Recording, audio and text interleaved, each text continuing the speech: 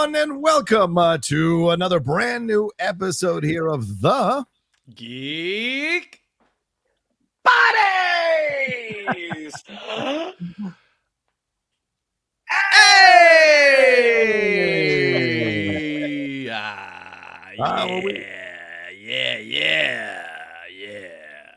Afterlife kids. little we're a couple of weeks early, but I appreciate the Beetlejuice reference. At least I think that's what you were doing. I'm gonna keep them coming until Beetlejuice comes out, and then the movie's gonna be horrible, and then I'm gonna be like really sad. But for the next few weeks, I'm just gonna be really excited about it. God, I hope it's good. We got so much to talk about here on this particular episode of Geek Buddies. We're getting into some trailers. We're going to get some Beau DeMayo updates. We're going to talk about the Acolyte Cancellation. How can we not talk about that? And we're also going to get into some Michael Keaton, Tim Burton stories. Speaking of Beetlejuice, it'll be fun for us to explore here. But first, let's introduce ourselves. For those of you who might be new to us, I am the Outlaw John Roker, writer, producer, and host here on the Geek Buddies. I am Michael Vogel, writer and producer of animated TV shows and movies. And this is Shannon McClung. I'm a television actor and an animation writer and a VO actor, which you wouldn't be able to tell by listening to me right now, because literally seconds before we logged on, my mic, or rather the dock that my mic connects to, died. So now not only do I sound like I'm in a tin can, there's usually this place where my mic is. So I have all this room that I don't know what to do with right now. Well, let's fill it with this. And that's Shannon's latest episode, The Clone Wars. It is up there on Prime Video for you all to watch. I don't know which one's Dave Rapp's episode, so I'm just going to focus on The Clone Wars there for those of you who missed our conversation with Eric Rogers earlier in the week. He is the creator of Angry Birds, Mystery Island, and Shannon McClung's episode, The Clone Wars, is up for you all to watch now on Prime Video. So give him some love. I really like how you just went to the screen and showed Shannon's episode that's playing on a streamer right now. Like, that was really nice of you to do that for Shannon, who has an episode on a streamer. If any of us else had episodes or movies on streamers, it would be nice to see them sometimes on the show. But I'm glad you did it for Shannon. You know, I feel like there's a lot of anger going by what you just said. It was literally a compliment. The words. If you looked at a transcript of what I said, it was all very positive. Look, there it is. Barry in the Big City, also from creator Mike Vogel and writer Shannon McClung. There are numerous other writers involved on Netflix. Go and watch it. Many episodes. They're only 4 minutes long, ladies and gentlemen, so you can watch these 2 seasons that are available up there. Plus, there's specials for sure on there. All right. Are you happy now? Jesus. I remember getting acting work. All right. Anyway, it was going to be a lot of fun. We're getting into some stuff here going on in the world of entertainment. Thank you for joining us. Shannon, I think you're kicking us off, brother.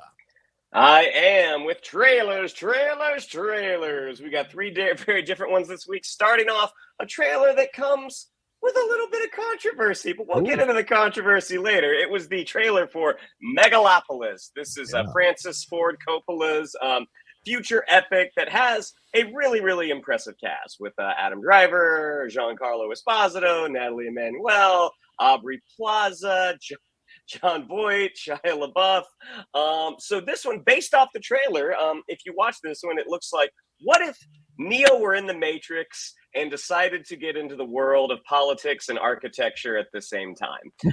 Visually, I think this trailer was absolutely stunning. The beginning of the trailer, it leads with some quotes from some reviews of Francis Ford Coppola's past works that were not necessarily flattering. Basically setting up the story of never count out Francis Ford Coppola, because they include some not so flattering quotes from original reviews from The Godfather, Apocalypse Now, Bram Stoker's Dracula. Well, just recently, and then we'll get the thoughts on the actual trailer. Yeah. Just recently, it was discovered that those quotes were not entirely accurate. And Lionsgate, who is the distributor of the film, put out an apology basically saying, hey, you know, we want to apologize not just to the public, but also to Francis Ford Coppola and his company, American Zoetrope, for an error in their vetting process. So that trailer is still up. They took it down, but that trailer is very much still up. If you would like to see the fabricated quotes that were set up for Underdog, Francis Ford Coppola's new film, this one did have its debut at Cannes. in France and received an alleged 10-minute standing ovation. And then the other reviews came out that were a little more mixed, kind of lining up with those fabricated quotes. But gentlemen, I'll throw it over to you all. Johnny, why don't you take it away? What did you think of our first look at Megalopolis? What a debacle. Yet this is all on purpose. Please don't get it twisted. In my opinion, Lionsgate absolutely did this on purpose. Trailers go through way too many approval processes for it to come out and be an accident and them to claim, oops, we fucked up, because they are desperate to try to promote this movie. Lest I show you the box office returns of the last 20 years to 30 years of Francis Ford Coppola movies. Not exactly a premier filmmaker since the 1980s. I mean, sure, Rainmaker, fine, but there hasn't been much. So to me, this is their attempt rather, to build up publicity around it. But already it was getting mixed reviews. You didn't need to pull reviews from legendary film reviewers who are dead, by the way, and put words in their mouth. They took Pauline Kael's review, diminished by its artsiness, when her review was actually really positive about The Godfather. Rex Reed's apparent dig, an epic piece of trash, all made up about Apocalypse Now. Ironically, Lawrence Fishburne doing the voiceover on this trailer as well. They also took Roger Ebert's quote, "a triumph of style over substance." That was about 1989's Batman. It was not about Bram Stoker's Dracula. So they absolutely misled the public, but they did this for attention and for a hype around the movie. But so now I kind of hope it falls flat on its face and crashes down to earth and is an utter, complete commercial flop. That being said, I do think the visuals here are stunning, amazing to look at within the trailer. The story is probably some pretentious commentary about the world right now. And given that it's coming out, like we're talking about it right after that DNC convention last night and Kamala Harris's fantastic speech, it feels kind of hollow to look at this trailer now. So to me, I understand the anger of an old man wanting to comment on the world and the material nature of the world, but I don't know, man. This looks like a bunch of pretentious stuff, and I'm probably not going to like the movie, but kudos to Coppola for getting the budget to put such incredible visuals that you see on the screen there in the trailer. Mikey, Megalopolis or Metropolis? Which would you rather visit? I mean, that's an easy answer, but I will say that I really hope that they pull from this episode the John Roca quote, "Stunning visuals. I hope it falls flat on its face." John Roca, the outlaw, which really is a hell of a quote for a movie. I don't hope that it falls flat on its face, but I do think that it is it looks crazy cool. It looks like John said, the visuals are really, really stunning. I didn't watch this trailer until after I'd heard about the controversy, which I think is the dumbest thing in the entire world. Like, how on earth you decide that? John is right. Like, it goes through enough vetting that you're like, how did you mess that up?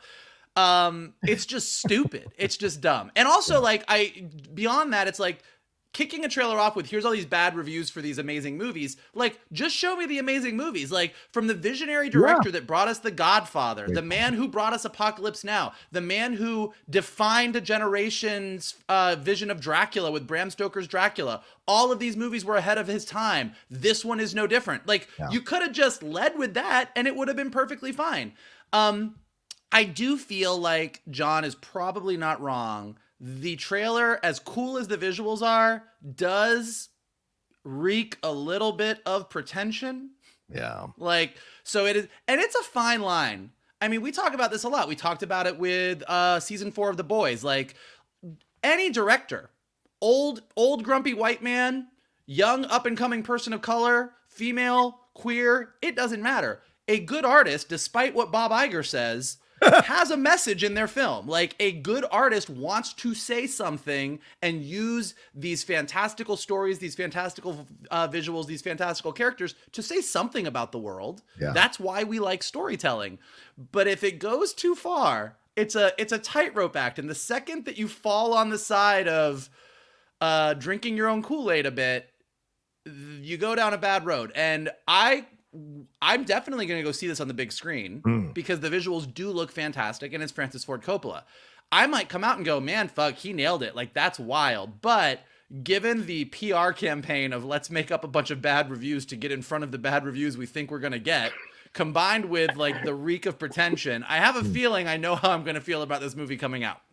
And that video of him possibly manhandling a female extra against her wishes, that doesn't help either. But yeah, Shannon, sorry. So yeah, I don't know anything about that last bit, but also yeah, visually this does look stunning.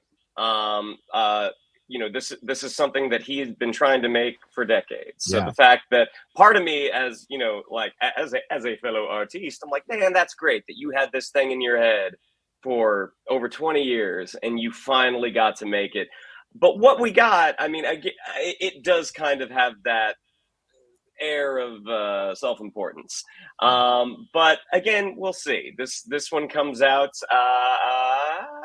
in September, which is always a big date for huge movies. September 27th. Will it be a Megalopolis? Will it be a Minoropolis? We'll find out. Wow. Our next trailer is for a very interesting idea. It's the type of idea that I'm kind of shocked that we got from Amazon Prime called Secret Level. So this is an anthology series, an adult animated anthology series featuring original stories set within the worlds of some very, very popular video games. Some of those video games are Pac-Man, Mega Man, Dungeons and Dragons, God of War, Warhammer. I mean, it's super, super fascinating. Again, like I saw this trailer pop up and just the title and sort of the key art that they used, I'm like, oh, what is this? And then to go in to find out what it actually is, this sounds very, very interesting. This is from the maker of Love, Death, and Robots that was on Netflix. But super, super interesting premise, but I'll throw it over to you, gentlemen. Mikey, what did you think of our first look at Secret Level? Well, first of all, Amazon Prime, keep doing what you're doing. Yeah. If Amazon Prime becomes the home for all adult animation, like which they clearly seem to be doing, and like a variety of things, like from Invincible to Has Been Hotel to Caped Crusader to Vox Machina, now this, like keep doing what you're doing, because the more adult animation we get, the happier I am as an adult who both loves animation and works in animation. I think Shannon's right. It's kind of amazing that we haven't had something like this before, and it looks fantastic. I mean, the animation and all, I love Death and Robots. I love any anthology series that really pushes the boundaries of animation, where you get some comedic things, some light things, some really stylized things, some really realistic things. Like, I think they've done a great job, and using some of our favorite game universes seems like a home run. I have a feeling, I mean, I've talked to some people about this. I've read some articles about this. We are still in the superhero era of pop culture and cinema. And we're going to talk about Michael Keaton in a minute, which really arguably kicked a lot of that off with 1989's Batman. I think video games are the next big world that is going to take over. Like, as we're sort of looking at things like the generation of people that have just grown up gaming, grown up with consoles, grown up gaming on their phones, grown up gaming on their iPads, I kind of feel like gaming is where things are going to be. And so I think this is really smart in a lot of ways. It looks absolutely fantastic. I didn't know this was coming out. The trailer just like popped up in my feed. I was like, what is this? I looked at it and I'm like, I am 100% in on this. So I really literally could not be more excited to see what these stories are. Johnny, you got code to the Secret Level? Yeah, I mean, as someone who's still occasionally buying video games, I'm just hanging on by my fingertips to the video gaming industry. I think this looks stellar. You know what I'm saying? I should catch up on Love, Death, and Robots. That's something I should absolutely take a weekend and watch, because I hear so many great things about it. And so this excites me. I love the mixture. What was the film years ago with Alec Baldwin and Minna? What was it Final Fantasy? Yeah, Final Fantasy. Like I remember that was like the first shot across the bow of the possibility of using this kind of technology to tell a story. And I think Michael absolutely nails it. Nowadays, we are so much more shut-ins, probably even more so since COVID. People are on their consoles. Young kids are on their consoles all the time. What was that shot from Toy Story 5? Is Bonnie with the iPad completely ignoring the toys? We are very much involved in our technology, so why not cater to that with a show like this? I'm really surprised that all of these video game studios were willing to mix their stuff up with other people's video game studio stuff and put it all into an anthology. So I'm excited to see what we're going to get. Very similar to me to the Star Wars ones that we just got, the two seasons Visions. of that. Were Visions.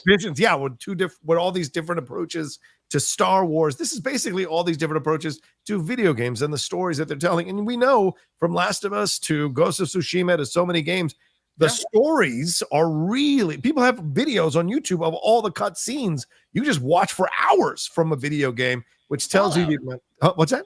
Fallout, yeah. like even Fallout, just we're really seeing, you're seeing these video games getting, whether it be Last of Us and Fallout or even like the Super Mario Brothers movie by Illumination, which I didn't love as a story, but cannot argue its success and cannot argue the quality of animation. So I think we really are stepping into this. Do you guys remember The Wizard starring Fred Savage? Oh God, yes. Where they introduced the Power Glove?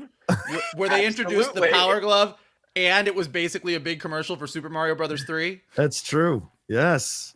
That I remember being a kid, like just speaking of like video games really speaking to a generation. I remember being a kid and being, that movie is so horrible. But that movie being about Fred Savage taking his little brother to be in that Super Mario Brothers 3 competition meeting that kid who had the Power Glove. And I came out of that movie being like, well, I obviously need a Power Glove. Like, obviously.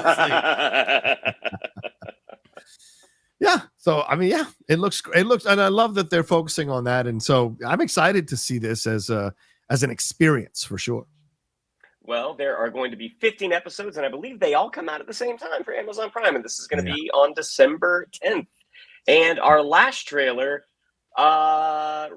sticking our toe back in the world of Middle-earth, is The Lord of the Rings, The War of the Rohirrim. So this is a bit of a prequel to The Lord of the Rings. This takes place 200 years before Gandalf and company roll into Rohan.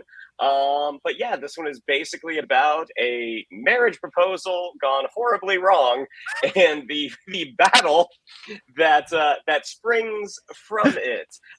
This is from an acclaimed Japanese, I believe he's Japanese filmmaker named Kinji Kamiyama.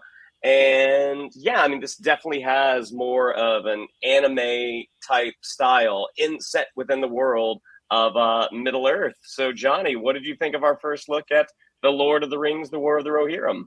Here's what I'll say. I loved the animation because I do love animation when it's done really well, but I really had a hard time like getting my mind to grasp it in the world of Middle Earth.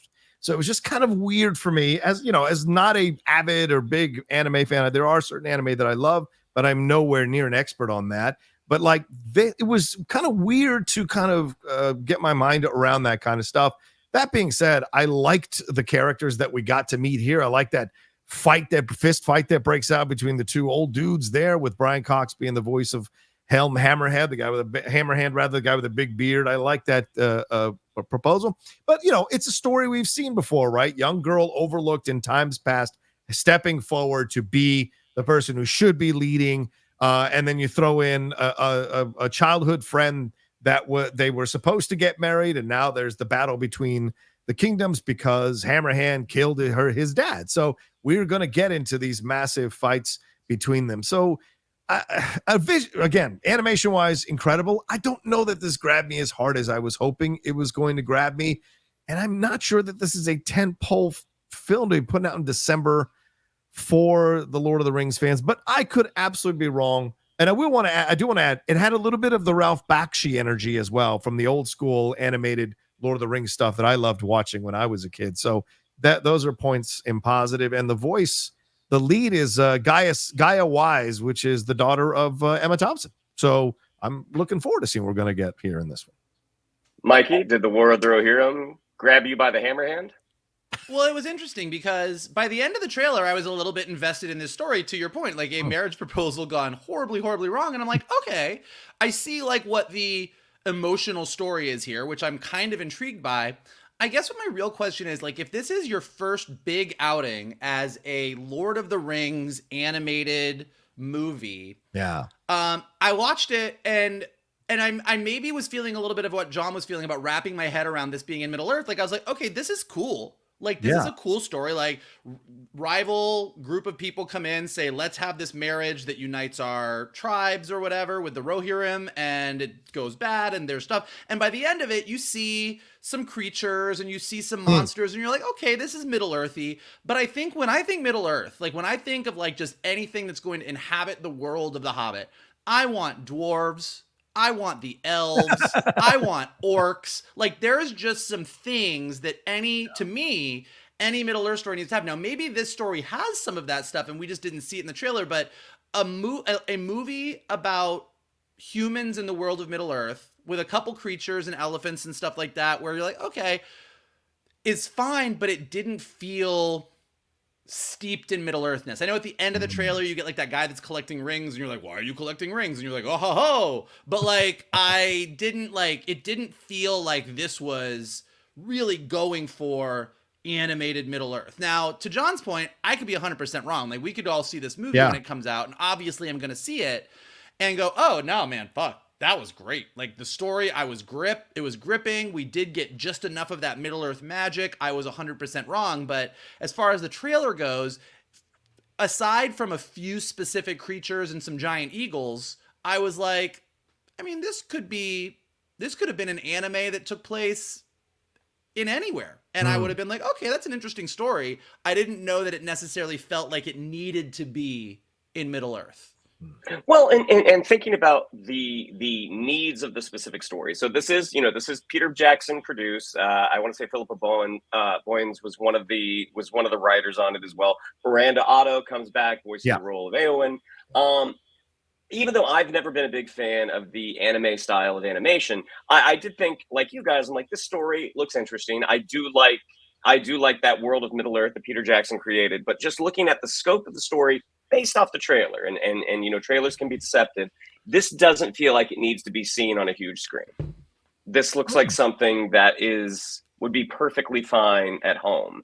And when this is sort of your first at bat post Lord of the Rings, post the Hobbit films, I would think you would want the strongest showing possible, and that's not exactly what I'm getting from the trailer. Now, and again, the three of us are obviously going to go see it and we're going to talk about it.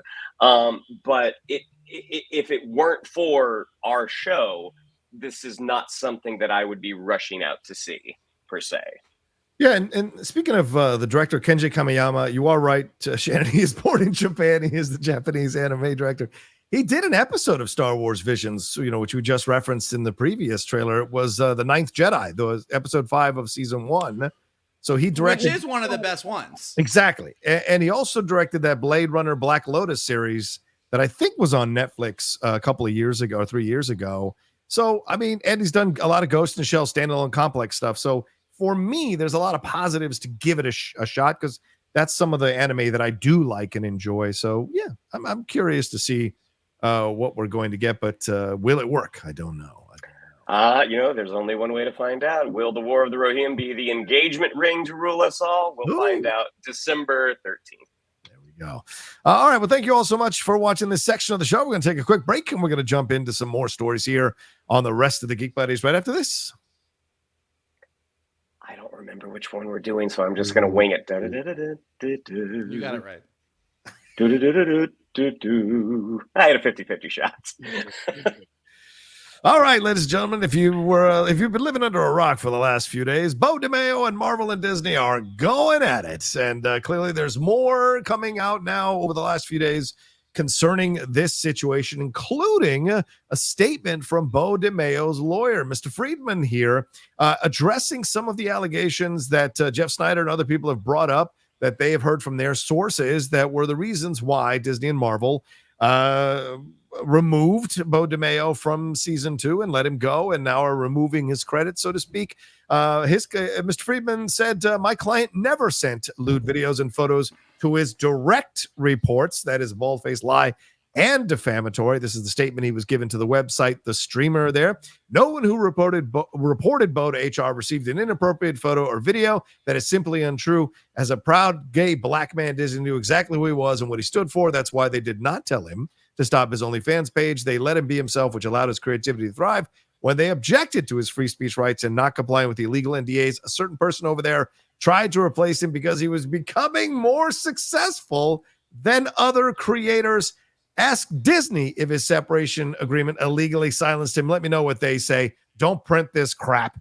It's wrong and defamatory. So strong statements there from Mr. Friedman, who was tangled with Disney before in the Sage Steele situation and other situations in the past here. But Michael, I go to you. Your thoughts on this comment here from the lawyer, and do you pick out the specific language here that's not fully well? Anyway, what do you pick out of this statement? I guess. Objection, leading the witness. I am not a lawyer. No, you are not. No. I did not go to law school. I don't know a ton about legal strategy. What I do know is I'm going to go in reverse. Okay. Whether or not Marvel fired Beau DeMayo because they thought he was getting too much attention, or what's the exact quote? He was getting more successful than more successful than other creators. Don't say that. Even if it's true, don't say that. Like, that's just that got picked up by literally everybody as oh ho ho ho. Like, in a world where people who still care about this story, and I think a lot of people are just like, oh my God, I just can't. It's just like, who even cares at this point? But even if that's true, it doesn't make your client look good to say that. Because it doesn't come across as when stick to my client was super passionate about this property. My client put his heart and soul into this property. The success speaks for itself. The show did amazing. And I think most people see that that's attributable to my client. All those things are true and subtextually get you to the same place. Subtextually get you to, wow, yeah, maybe they fired him because he was but saying my client was getting more successful, it doesn't look good. To the other things, the way that you read them is probably the way most people read them. It does kind of come across as legal speak that is the letter of what I'm saying is true, and I'm avoiding the other things that are going to come out at some point, which none of us still know. So yeah, true. I think like a lot of people, it's one of those things where it's like, I think controversy is only interesting as long as it's interesting. And at this point, it's like, I think that either Disney or Beau DeMayo and his reps or somebody has to just put it all out there and say, hey guys, this is what the fuck happened. And then let the world decide if we're like, oh, that was horrible, we get it, or, oh, that's it? Like, it's one or the other. And if it is, oh, that's horrible, let's all decide that it's horrible and move on with our lives. And if it's not that horrible, let's discover that and move on with our lives. But right now, Disney being like, well, there was a lot of things that was egregious and it was sexual misconduct, but we're not going to give specifics. And then we're going to say that it wasn't this, but it wasn't this specific, but this is slander. You're like, just come out and let the court of public opinion weigh in on this, and let's move on to the next movie that Blake Lively is going to get really angry about. Let's just move on. That's a connection. Okay, Shannon, your thoughts on the statement here from Mr. Brian Friedman, the lawyer for Beau DeMayo. I mean, also not being one who has been sufficiently legally educated, it seems like typically when these things happen, like with a wrongful termination suit, more than anything, both sides in general, they just want this to go away. Yeah. The company wants it to go away for the least amount of money possible. The accuser wants it to go away for the most amount of money possible. Yeah. Because right now, my guess is when a hornet's nest has been kicked up like this, other folks aren't going to be rushing in to hire you, just because of the kind of climate in that moment. Based off of that quote, which I do think there's some very selective language being used, it doesn't seem like it's going to end anytime soon. It seems like the temperature is going up rather than going down. So it will be interesting. It will be interesting to see what happens. I do agree with Vogel. Aside from the selective verbiage, saying that, well, my client was pushed aside because they were better. It just comes off. It comes off kind of petty and unprofessional in my estimation. So again, it doesn't seem like the story is going away anytime soon. So yeah, I guess we'll just see what happens. Yeah, I mean, look, having seen years and years of law shows, I'm in essence a lawyer. So I will say, yeah, that's fair. That's fair. Yeah, no, that tracks. Redirect. having stayed at a Holiday Inn last night. No, the way when you look at this statement, it's very easy to parse it. Direct reports is a very clean way of saying, like, nobody that I reported to or that he reported to got these things, but nobody that reported to him. Nobody that reported reported to him, right? So it could have been other people who did report to him who got these pictures and got these videos, and then saying no one who reported him to HR mentioned these videos does not mean that those videos or pictures weren't still sent. So wait, what was the exact quote there? Say that one again from the article. Let me find it. No one who reported Beau to HR received an inappropriate photo or video. So that's basically saying, look, someone could have gotten the video and claimed it wasn't inappropriate or a picture, but there are clearly maybe people who didn't report to HR, didn't report him to HR, who could have gotten an inappropriate video or photo. Not did, could have. I want to make that clear. I don't want to get sued. Could have. So to me, this is where they're playing with words here and semantics to try to exonerate their client. When really you could just say, my client never sent a lewd or inappropriate photo or video to anybody involved at Disney or Marvel on the project and not on the project. That's how you say it. But clearly, that's not how he said it. So that to me is parsing it out. And yes, the end, more successful than other creators. To me, I think this is him trying to argue with Disney really high here, really argumentative, so that they can like come even harder and then they'll settle on some number. But I think what you said, Shannon, makes sense. I think they want to settle on a number where Beau can write out numerous years of not being able to get consistent work. And then this dies down and then Beau can come back and be a part of animation again. Because that season 1 just speaks volumes for you. And we know that town loves to get amnesia when it's convenient for them creatively and financially. So I think that's what they're aiming for, is to hit Disney hard. So Disney gets angry and then they battle and then they settle on a number that makes sense for Beau to go away for a bit. I mean, Hollywood does have a scale of like there are certain things that you do and you're out for good. Like Weinstein. Eventually. Like Weinstein. Yeah. Like on a scale of like Weinstein is like you're like there's the Weinstein to at the very bottom, like Aziz Ansari, who like a girl had a really weird date with him, and everyone was like, "Oh shit!" And like the Mary Sue was like, "Aziz Ansari is a horrible person." And then like when like the specifics came out, you're like, "Yeah, it was a weird date." Yeah, like you don't cancel somebody for a bad date. So like there is a Aziz on a scale of Aziz Ansari to Harvey Weinstein, everybody falls somewhere here, and some things are you are put in the timeout box. But like eventually we're gonna be like, all right, like you probably are, and there's other things that you're like, you don't belong here, and like I think that's where everything on these scales kind of falls. Realistically, I'm not saying whether that's right or wrong. I'm not putting a judgment on it. I'm just speaking to realistically what happens in our industry.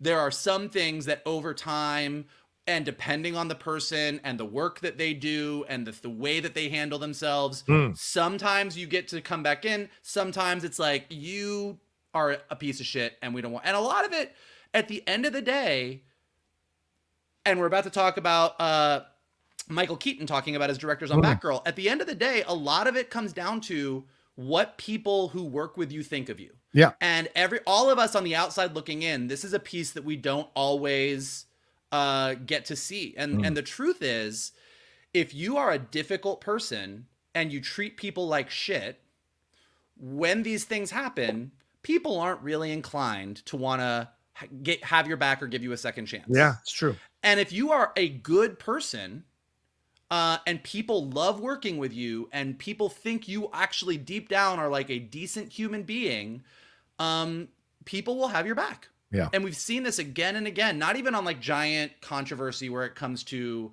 abuse and assault and, you know, all of these things, but just in general.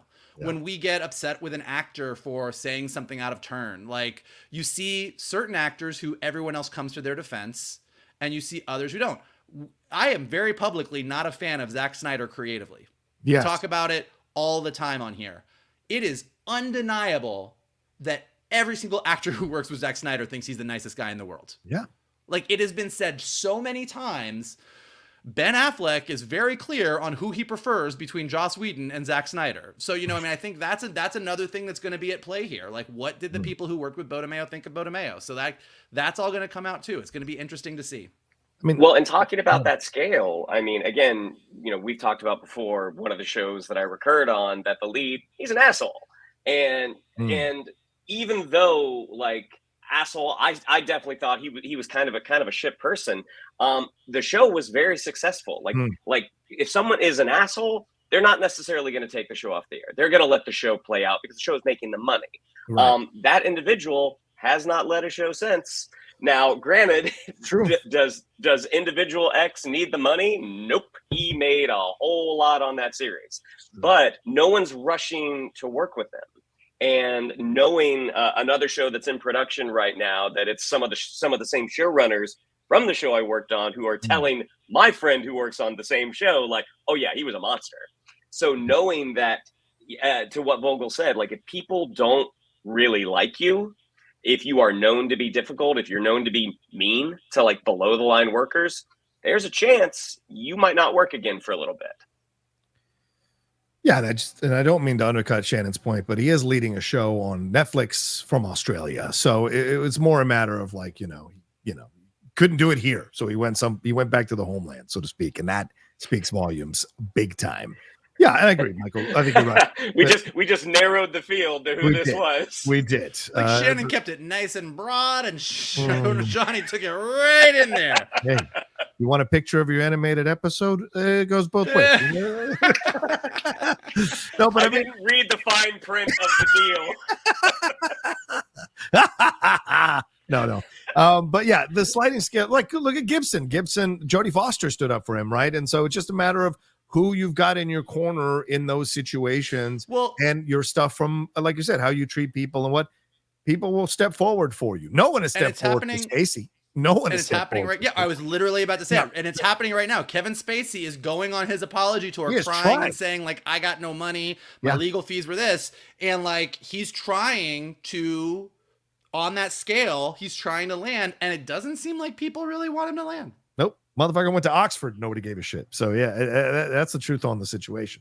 All right. Well, let's move on to Michael's story. Please, Michael, take it away as you teased here. All right. Well, speaking of people that are liked, Michael Keaton was recently interviewed by The Hollywood Reporter. He's out there, of course, promoting Beetlejuice, which is coming out next month, which we are all very excited and a little bit nervous about. But speaking of his experience on Beetlejuice, he was talking, of course, about Tim Burton, and of course, 1989's Batman came out, and Keaton, talked pretty openly about the fact that initially this casting was criticized.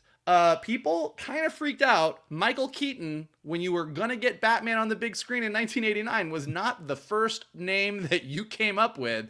And he actually said, he's like, Tim deserves enormous credit. He changed everything. I can't necessarily say this, but there's a strong possibility that there's no Marvel universe and there's no DC universe without Tim Burton. He was doubted and questioned, and he hasn't gotten enough credit for going, yeah, that's the guy. Everybody went, wait, Michael? You worked with him on Beetlejuice, but I think what happened is Tim saw me in Clean and Sober, and that's how he decided that he wanted to cast me. So he said some other things about Batgirl. We'll get to those in a second, because I do think those are really interesting for entirely separate reasons. But what Keaton says here about 1989's Batman and how that movie did, how it performed, despite the fact that people didn't think he was the right guy for the role originally, that leading to where we are today, and would there be a Marvel universe? Would there be a DC universe? 1989, a long time before the modern superhero era kicked off with Blade and X-Men, What do you guys think? Is there some credence to this, or is Michael Keaton just a little bit more nuts than he looks like? I think there's absolutely credibility to this theory, because prior to '89 Batman, we'd had Superman, and by 1987, when Superman 4 came out, like that, it was done. Like it was dead. Would someone have come along at some point and made another comic book movie? Yes, but if it had not been as well executed at the time as '89's Batman was, if it had flamed out, it could have been another 5 years, 10 years before studios saw the value in these characters. So yes, I mean, if Batman hadn't happened, would a Batman have been made at some point? Probably, because they had wanted to do that for a while. If it had not been this particular version, who knows? Like, it's certainly possible that, and you can look at a lot of comic book films over the time. Like, if 2000's X-Men hadn't hit, there's a chance that 2002 Spider-Man doesn't happen. I mean, it's one of those things that other things could have come before it. It's just that these particular things came and they worked. And that is ultimately what it comes down to. So yes, Tim Burton, I think you can tie a lot of the superhero craze back to Tim Burton's work on that first Batman film. Yeah, I think you can make a case. I mean, obviously a lot of people are like, oh, 1978 Superman. Yes, absolutely. And it did spawn sequels for sure. Superman 2, obviously. And then 3 and 4 is the law of diminishing One good return. sequel and then the others. Yes, that's what I was getting. Which, to be fair, Batman is in the same boat. It's one good sequel and then the others. Yeah. Well, and what I'm getting at, though, is that film, Superman, was what was possible, right? It could work. If you got everything right, the director, the casting, the story, if everything worked, people would actually watch a live action comic book movie. It's very possible. But the 80s is full of Flash Gordon is a what do you call, like a guilty pleasure, what have you. Masters of the Universe didn't do so well. There were Swamp Thing is kind of a cult classic for a lot of people. Toxic Avenger is kind of a cult classic. So when you get to 1989's Batman, this is where I think Keaton might be onto something. 1989's Batman showed what was possible in terms of, you can imbue this with some darkness. You can imbue this with some real commentary about the world and have this and attract this level of actor. And I mean, Jack Nicholson and Michael Keaton. Kim Basinger getting there as an actress. So you've got that. Robert Wuhl, the less said about him, the better. But those are the actors you're bringing in, and you attract a young and upcoming filmmaker like Tim Burton, and he's able to bring his vision to life. Now, I know 1989's Batman is dated now, but when it came out, that was like mind-blowing, right? And so I think it's true. And then I think this is what awoke a lot of filmmakers or up-and-coming young filmmakers who were kids at the time seeing 1989's Batman to the possibility of what they could bring to the screen artistically in a way that would be fascinating to explore, mixing the callbacks to the comic book sources and doing it and converting it live action. So that, to me, I do think Michael Keaton is correct and showed the power of what a franchise like Batman could be. Yeah. I think Michael Keaton is correct, but not for the reasons that you're saying. Although all of those are true. I think all of that is true. Everything you just said about 1989's Batman is great. And if that movie had come out and done fine, and it had been a director's singular vision, and had the darkness of things, and that's great.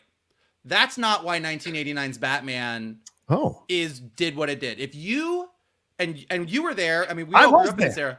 I know, I'm saying you all grew up, but like people who are younger, who don't know, like that summer of 1989, Batmania, every news show, every magazine talked about Batmania. It wasn't just a movie that came out. It was the movie of the summer. And not only did everybody go see this movie, everybody bought every fucking thing in the world with a bat on it. it didn't matter. Every store in every mall that you went to had Batman t-shirts, Batman toys, Batman books, Batman everything. Like, they put the bat symbol on everything that summer.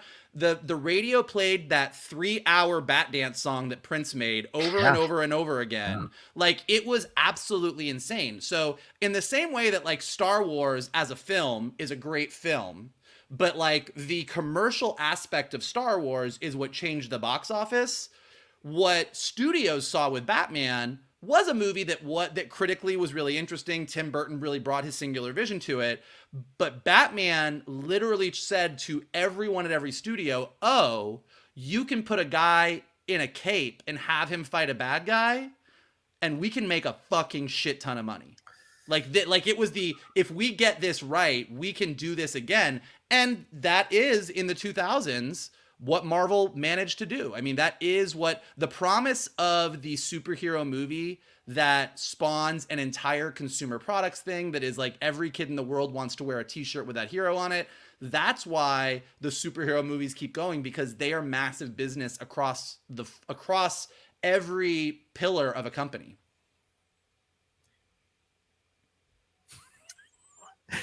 I was old enough to remember 1978 Superman. I had a Superman lunchbox. I had a Superman t-shirt. I don't know what you're talking about. There was merchandising up the yin-yang. I'm not saying there wasn't, but like Batmania took it to another level. I'm just saying, like, you can go back and look at it. Like, I'm not saying that Superman is Superman, because even from the George Reeves Superman, kids wanted to order their Superman t-shirt. Yeah, like I'm not saying that merchandising didn't exist. Like, Star Wars is one of the most merchandisable things in the world. It's not Batman didn't create merchandise, but the summer of 1989 was the summer of Batmania, and in a way that few movies are able to get to. So maybe it all works. You know, maybe I'm not wrong. Maybe you're not wrong. It's just it's a combination of all those things that put it over the line. I mean, like, you can't, again, like, this is where the because the studio saw what it can do. This is where the entertainment part of the industry and the industry part of the industry come together. Like, you want those movies to come out that everybody in the world needs the t-shirt, the action figure, the sticker on the back of their car. Like, you want those movies. Those movies don't exist unless you have a singular director coming in with a great vision and a great story and telling it. And Batman was that. Just like with the Superman franchise and the Batman franchise, over time, those movies get less good. The mania gets less. Yeah. I also wonder. Go ahead. Go ahead. I was just saying, and I know we have to move on. So, but just like, I also wonder how much of like the 1980s watching the old Batman shows, which were becoming a big deal in the 1980s with Adam West and Burt Ward, rewatching them, reappreciating them. Dark Knight Returns coming out as well from Frank Miller. I think all of it led to that 1989's Batman summer of Batman thing to approach the release. So excellent point there, Mike. Oh, what else in the article? I know. Well, so the other thing, you know, Michael Keaton was asked about working on Batgirl, and he asked if he was disappointed that Batgirl got shelved, and his response was, no, I didn't care one way or the other. Big fun, nice check. Which a lot of people have made a lot about, like, with the whole, like, you know, we're living in this era where a bunch of actors are coming in to get their paycheck and don't necessarily care. But he did follow up a little bit more seriously and saying of the directors, Adil Arbi and Adil and Bilal, I like those boys. They're nice guys. I pull for them. I want them to succeed. I think they felt very badly, and that made me feel bad. But he's good. He made it clear he's good. But I think, you know, he did do a really nice job of kind of saying, like, look, he got paid a lot of money to come back and be Batman. And he got paid a lot of money for, at the time, kind of the same reason that Downey Jr. is getting the money that he's getting right now. Like, the idea of bringing Michael Keaton back was not just he's going to be in The Flash. He was supposed to be the new Batman of the DC universe. Like, this was going to be like something was going to happen with Ben Affleck. He was going to step back. Keaton was going to step in, and having this Batman from another universe was going to be the thing. And has been very publicly covered. The directors on Batgirl were, you know, they asked Warner Brothers, well, so how do we treat this? And Warner Brothers kind of didn't give them an answer. And that's one of the many reasons that we'll probably never see Batgirl. But I think it was nice of him to give them the credit that he liked working with them. He wants them to succeed. Like, he had a good experience, but yeah, he's good. He got his check. What do you Look, I mean, prior to Birdman coming out, I imagine Michael Keaton would have had a lot more invested in this movie coming out. But he went away for a while after his big run in the '90s. He is now back. Like, he doesn't actually need Batman. I mean, Batman was the thing. I think the idea of him coming back in sort of that elder statesman role, in that sort of Nick Fury role for what the DC universe could have been, I think that was probably very intriguing to him. Like, oh, this could be a lot of fun. But when those plans were kind of scuttled, and if the directors were confused, I'm going to go out on a limb and say Michael Keaton was confused on set as well. Like, how does this actually work? But the idea that, like, yeah, they paid me a lot of money for not a whole lot of work. I like those guys. I'm not heartbroken that this didn't come out. There are other things that I'm looking forward to doing. Yeah, I'm zero surprised by this response because Michael has always been very clear that he took a chance to do Batman. Other people are like, oh my God, he should have worshipped Michael's an actor, first and foremost. Michael Keaton is an actor, first and foremost. He was established before Batman, and he was established after Batman. And he's established again, as you said, Shannon, people rediscovering him, but he's been doing stuff for a while now. I mean, the other guys, he's hilarious in the other guys. And that was before all the big, Birdman and all this kind of stuff. So he's always been a consummate actor. So he's never taken the Batman thing as like, this is the end all be all of my career. He's always had a good perspective about it. So look, they brought him back. This is awesome. I'm going to do it. I got paid money. The film didn't come out. No big deal. I still got paid and I move forward. As a professional actor, I got paid for my work. I'm sad it didn't blow up and get to come out. And I like the directors, but I got paid. And no one should be making a big deal out of this because he got paid to do a job. It is not his job to shepherd the Batman name or brand or character or stroke it on its head. He's an actor. It's his job. And that's what he did. And so he's being honest about it. I don't think there's anything wrong with that, Yeah, I mean, look, I think the counterpoint that people would say is that, like, what you want is an actor to take a role because they're passionate about it. What you want is an actor to say, this was a real shame that people didn't get to see this work. I was really excited about it. Yeah. And that in the commercial churning of let's just spit out as many superhero movies as possible, you end up having actors that are kind of just doing it for the check and not as invested, is what I think the counterpoint is. But I don't disagree with you. I think Michael Keaton has done a lot of work. He's fine. Yeah, he's the fine. one that walked away from He did Batman. this interview and he pointed to his Tesla and he said, "I call that the Batmobile. Thanks, Batgirl." He's he's fine. He's good. I'm hoping it didn't blow up in his garage. But yeah, because I mean, look, he's the one that left Batman. He left Batman. It wasn't like, oh, the studio kicked him out for Val Kilmer. He left because he was like, I'm good. This has always been his way. He saw Joel Schumacher's bat nipples, and he's like, I'm okay. It was the back credit card. All right, let's take a break, and we'll get into some tough conversation here about the cancellation of the Acolyte right after this.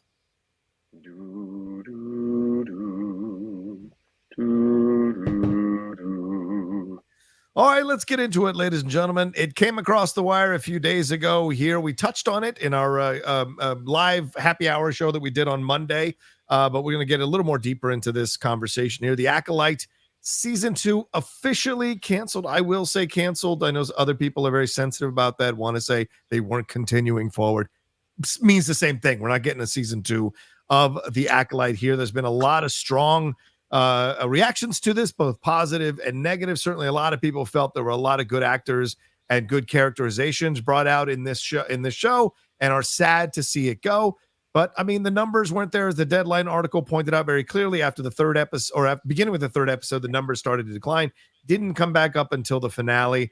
And clearly there just wasn't enough of a carbon footprint for this show to continue, especially when they spent $180 million on the show. And we've seen people, saying like, hey, first season of Clone Wars didn't do that well, and they found their feet, or there's other shows. But also you can counter and say there were plenty of shows from the 80s, 90s, 2000s, 2010s that only got one season and got canceled, like Freaks and Geeks, My So-Called Life. There's so many that didn't get a chance to flourish. Firefly. So it's just the nature of the business, unfortunately. But what do you guys think about this? What's the state of Star Wars now after this cancellation? And were you surprised by it? And where do we go from here? So those are my questions. Michael, yeah. Well, so look, it was canceled, Yes. I mean, I think to people's point, Book of Boba Fett, Obi-Wan Kenobi, those, based on everything I've heard from people, those shows were always envisioned as, let's do a season of this story. Yeah. And maybe if the thing was super successful, we'll talk about doing more, but it was always talked about a thing. So those truly did not get, they chose not to move on with those. They said, okay, that was a singular story. I don't think we have more to tell, or it didn't do well enough or whatever, but like those were singular. Andor was always planned to be 2 seasons. Yeah. And that was what it was.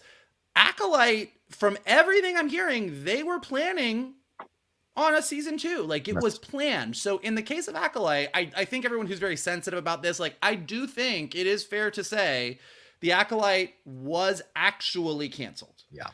Based on the performance. I do not think that the Acolyte was canceled because people on YouTube got really upset about Ki-Adi-Mundi's age and how woke Acolyte was. I think had those people said everything they said and the show had been a hit, I think we would have been getting a season 2. Yeah. Do I think those people hurt the Acolyte? It's hard to say, because as many people have pointed out, and if you go back and watch our spoiler reviews, I think we're pretty much on the same page. I think those complaints about the Acolyte are stupid. I think it's dumb. I don't want to hear an argument about it was because they used they, them pronouns, or they changed Ki-Adi-Mundi's age, or there was not enough white men in the show, like white men are being alienated for, like, that is not why the show didn't deliver. The show didn't deliver because the execution wasn't great. Yeah. I mean, that's really at the end of the day what is true. Now, I'm saying that as someone who, out of the 3 of us, probably enjoyed it the most. And I'm probably, out of the 3 of us, the most disappointed that we're not going to get a season 2, because I was pretty invested in that story, not just as a singular thing, but how it was connecting to the High Republic, how it was connecting to Revenge of the Sith, like what this bigger story is that was telling. And to answer your question, the state of Star Wars is, I think, not great. Yeah. Not because they're trying to be woke. I think they are trying to make the universe as welcoming to everybody as possible, and I fully support that. I just think they have no idea what story they want to tell. I think they literally, it's like they've got a bunch of darts shaped like lightsabers, and they're just throwing them at a wall and being like, let's tell a story about this. And I just don't feel like anybody has a bigger vision. Like, look, say what you will about the state of Marvel. And we've said a lot, and it's also not in a great place, but I know they're going to Secret Wars, and I know after Secret Wars, they're doing the mutant saga. Like, I know the mutants are coming. I know that eventually we're going to get an Avengers versus X-Men story. Like, they might suck. It might not be good, but I know where they're aiming. Star Wars, where are we going? What are we doing? What's the story? Like, I don't know. I mean, they're filling in these gaps, and it looked like they wanted to tell this really interesting story about Darth Plagueis, and a lot of people were assuming Chimera was going to be the beginning of the Knights of Ren. And even though I think the Knights of Ren are kind of silly and wasted in the new trilogy, they're a valid thing to expand out. And my fear is, I think Lucasfilm and Disney were probably correct in canceling Acolyte, but if they were really invested in those stories, they would be, okay, but how are we going to continue this Knights of Ren? How are we going to tell more Plagueis? And I think their reaction is just going to be, okay, sweep all that under the rug. Let's tell a story about the Ewoks. Like, they're just going to bounce around to something else. Yeah. Shannon, your thoughts on this? I mean, again, not surprising.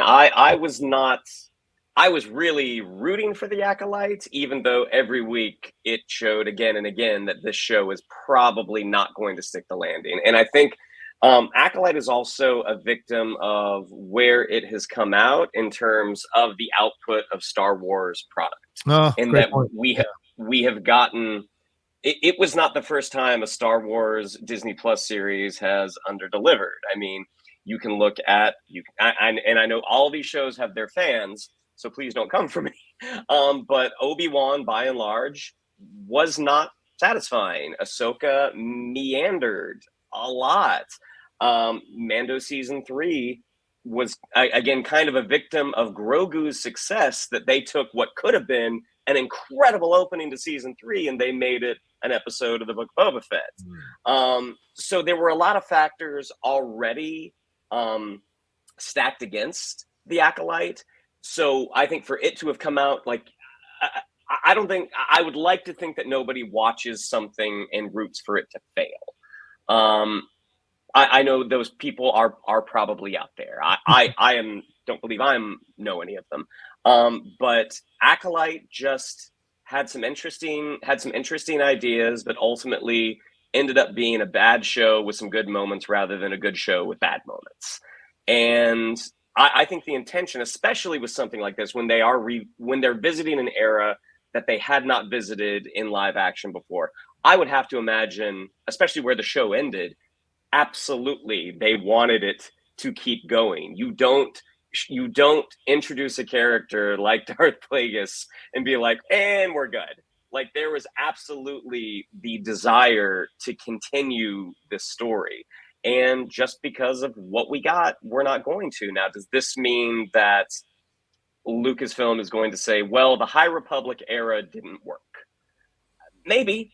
But that's not the reason the show didn't work. The show didn't work because of the execution and some pretty not great casting, as well as some not great writing and directing. So, in terms of like the state of Star Wars, yeah, I agree with Vogel. Like, I don't think they know what it is. I mean, the difference between Marvel and Star Wars is Marvel is this story that is just, it is always going forward. Now, there are times when we do go back and we get a story set prior to the present events, where Star Wars doesn't really have that. I mean, that kind of ended with the sequel trilogy. Now, it seems like they're going to continue it if that Rey movie does actually happen.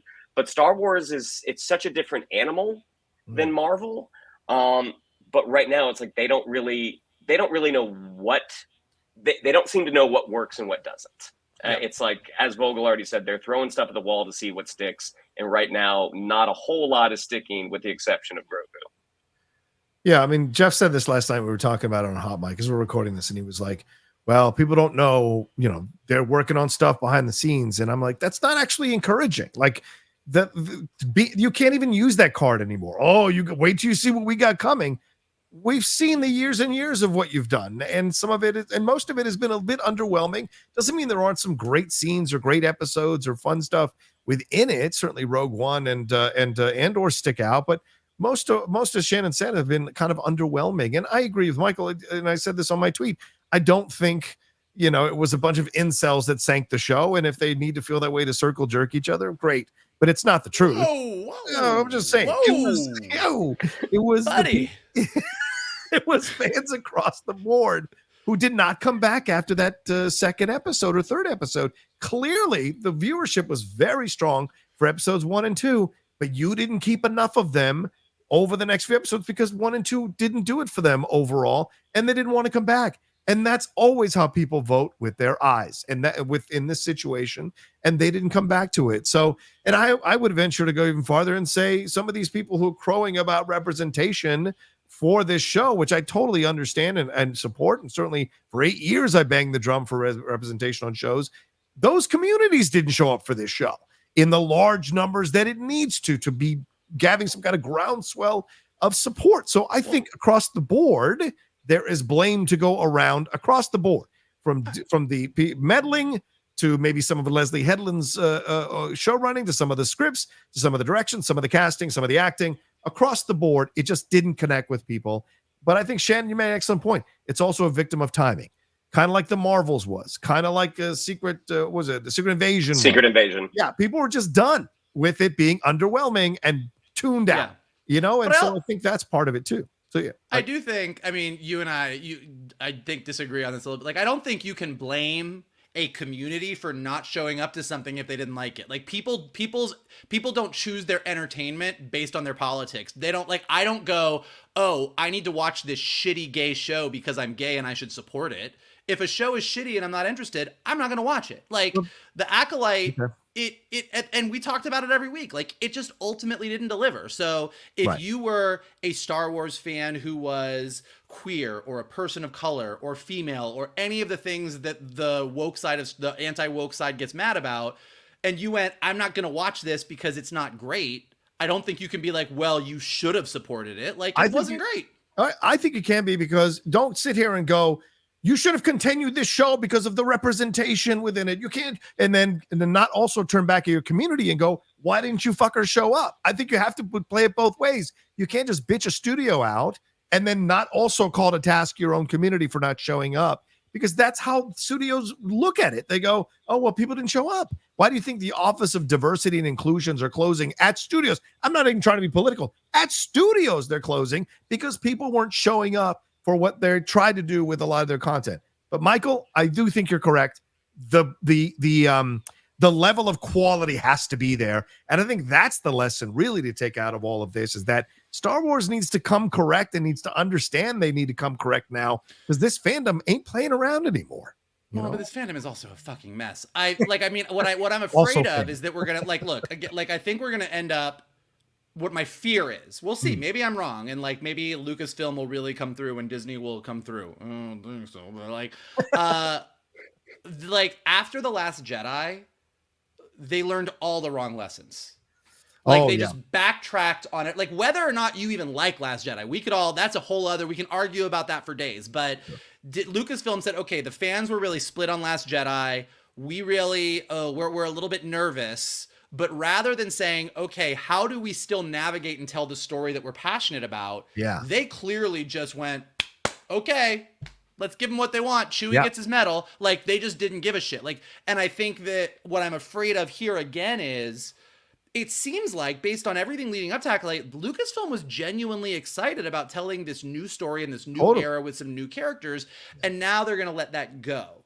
And not go, oh, this didn't work. The execution wasn't great, but there was some really good gems here. Let's get in a room and talk about what we want to keep from this and what we want to keep doing. I think it's more just like, okay, wash our hands, jump to a new era in the timeline.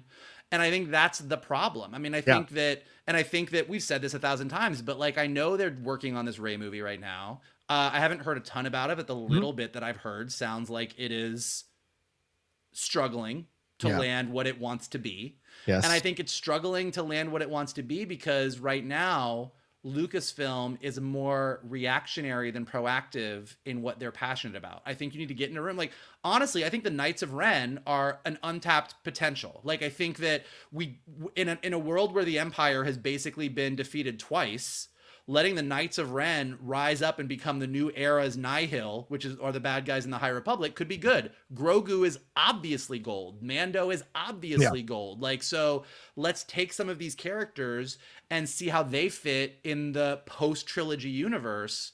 Those are the things that I think they should be thinking about. And I don't know that they're really kind of coming up with those big ideas right now. I think they're just reacting to the things that failed and just scrambling.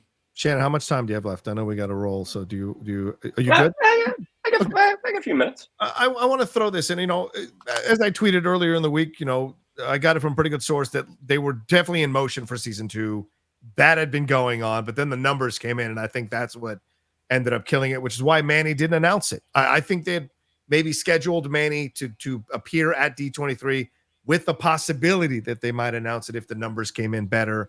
And they didn't. So, that's that. And his wife wrote a wonderful tribute to Manny. If you guys haven't seen it on social media, it's a very beautiful tribute to Manny. So, there are some good actors involved in this. But the same sources are telling me that there's going to be a stop in production possibly very soon on everything. And that they're including the movies. And that they're after Mando and Grogu. And they're going to reassess everything going forward. And that's the first time that in my mind, I saw the possibility that Kathleen is going to leave. I've never been one of those people that banged the drum for Kathleen leaving because they've made so much money off Kathleen's direction and made some adjustments. And for the most part, I think when you look at stuff, you could argue she's done a good job to keep this thing afloat and keep it a moneymaker. But I think this is where Iger might step in and be like, okay, you coached the team for 10 years. We won some titles. We lost a few more games. I think it's maybe time we find a new coach. And I'm wondering if maybe that is going to come to fruition. I'm not saying it is. I'm not saying I've I've heard from, Kathleen Kennedy, Lucas was going to, but I'm saying from the sources, this is what they're saying. So the Acolyte may be a symptom of that and a whole huge reassessment here.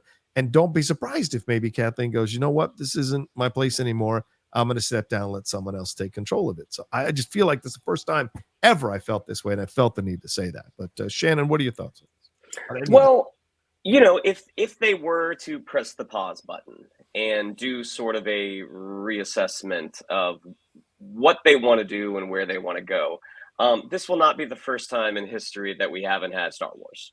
I mean, when Return of the Jedi came out in 1983, we didn't get anything again until Phantom Menace in 99. And for a long time, I mean, I think it would have been right up until Jurassic Park was released. We didn't think Star Wars was ever coming back, because we had there was no precedent set for it.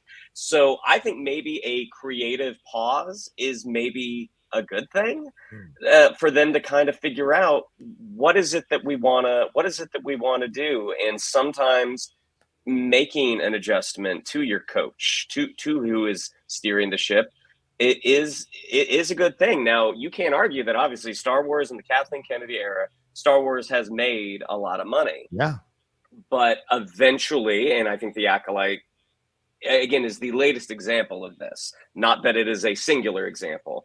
The Acolyte, you can point to the dwindling numbers and being like, all right, this monolith might be running out of gas. So even though we made a lot of money up front, it's been going downhill ever since. Now, granted, I don't think they're actively losing money. I mean, I think they said Solo was the only thing they actively lost money on. And I imagine that more than is made up with merchandise. But if they want this to continue in a way that it could continue forever, then maybe a change in leadership is what they need. Michael, what are your thoughts on all this stuff? Am I way off base? You think I'm crazy? No, for once, I think you're kind of on the money, which is rare. You know what? Somebody write down the time code of the day. Please. You know what? He's not bringing strawberry up anymore. To what Shannon just said, nothing lasts forever. Yeah, nothing lasts forever. Franchises and IP can come back and can be refreshed and can be rebooted with new worlds and new characters and everything else. That's what makes IP so appealing. Like IP, Transformers came out in the 1980s as a cartoon show to sell toys, and Transformers 1 is coming out in September and is apparently fucking great. Yes. And might be the second time that Transformers kind of gets pulled from the ashes and has a fresh new life as an animated universe that kids actually care about again. So I do think that pressing the pause, I think Disney is nervous to press the pause button because they've invested so much time, money, effort in Star Wars, that there's Galaxy's Edge in Orlando. There's Galaxy's Edge in Disneyland. We've got Disney Plus, which they're worried about, and they want to feed Star Wars content into it.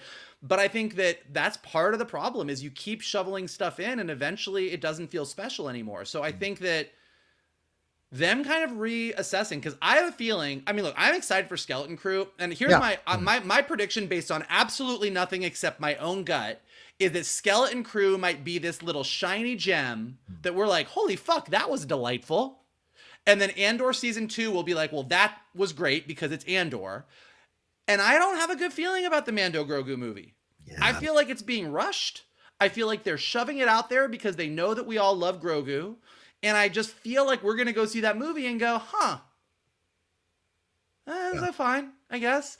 And I think after that, they're going to go, shit, we have to shut this down. And maybe that is the time for Kathleen Kennedy to exit. I don't put all the blame on Kathleen Kennedy the way that other people do. Right. But she has had a vast and storied career. And much like Michael Keaton doesn't need the money. She's good. Yeah. So if this is the time for her to say, okay, let's take a big shift. I do think Lucasfilm, whether it is Kathleen Kennedy leaving, whether it is Kathleen Kennedy bringing somebody else in to work with her, whether Dave Filoni really steps up, whether Dave Filoni is not the guy that is supposed to step up and somebody else needs to come in. I don't know what the answer is because we're not in those rooms. But I think that what is clear is that Star Wars needs a fresh new vision. It needs a fresh new direction that excites people. And I think right now they're sort of straddling a new generation of fans who don't care and an old generation of fans who care too much and are very specific about what they want, and they only want a repeat of what they've loved. And I think we need something new and different. And Grogu was that. Grogu, for better or for worse, they just landed on something that it was the exact right level of nostalgia, because it's literally Baby Yoda. And, oh my God, here's this 50-year-old, what is he, 50? He's 50, right? Yeah, 50. 50-year-old Yoda, Jedi, Mandalorian. Where the fuck is he gonna go? Like, it was like he's the perfect balance of what Star Wars should be. That's why he's so popular. So it'll be interesting to see, but I do think they do need a big swing and a fresh new vision. Yeah, I agree 100%. And I think if Kathleen does move away, I think I feel this way right now. I think all those movies are now in question, except for Mando and Grogu. I think all those movies, we might not ever see them, to be honest with you. And this is the first time I've really felt that way about that situation. Yeah, I don't disagree with you. I think when they announced them and they were really clear on this is this one, this one, this one, I was like, okay, right now I'm kind of with you. I think everything beyond the Mandalorian Grogu, I think we're getting Skeleton Crew and Andor Season 2 and Mando Grogu. Yep. And other than that, I'm kind of like, everything is a big question mark. Yep. Shannon, and your final words here, brother, as we wrap up. I mean, I hope they don't have to hit the creative pause, because I like that we get a steady stream of Star Wars content, despite the fact that they're batting about 500 right now. Yeah. And mainly because I really want to see Donald Glover come back to Lando, because that was just such a natural marriage between actor and character. It would be a real shame, amongst other things, but that would be a real shame if we don't get to have one more ride with Lando Calrissian. That's a fair point. I'd like to see that. I said it before, I'll say it again. I have survived the lean years where I just had a fucking Ewok movie on the TV and some weird novels, some of which were not great, and I survived. I will survive this. Once I was afraid. Anyway, all right, let's get out of here. Thank you all so much for hanging out with us. We appreciate you all madly. Of course, we'll keep tabs on the Star Wars stuff. We'll see what happens. I hope you enjoyed all the topics we talked about here on the show. Shannon, what do we have to tell them? Yeah, I'd like to follow us on social media. On Twitter, it's @geek_buddies. On Instagram, at _geek_buddies. If you'd like to follow me on social media, on Twitter, it's @Shannon_McClung. On Instagram, it's Shannon the Geek Buddy. If you'd like to follow Mr. Vogel, writer and creator of Strawberry Shortcake Berry in the Big City, it's @MK2. And if you'd like to follow Mr. Roca, writer, creator, corporate monolith of the Outlaw Nation, it's @The Roca Says. Yeah, we're going public on Monday. Michael, please. Well, before the Outlaw Nation goes public, please smash that like button below and subscribe to the Outlaw Nation page, because he needs all the followers he can get before we go public, so that we can really make a big splash here. Leave your comments below. Let us know what you thought about everything. What do you think of the trailers? What did you think of Beau DeMayo? What do you think of Michael Keaton as Batman? And what do you think about Star Wars and the future of the franchise? Let us know below what you thought about all of that. If you are listening to us on a podcast, go ahead and leave us some stars and some comments so that we go up in the rankings. Gabe, I'm talking to you.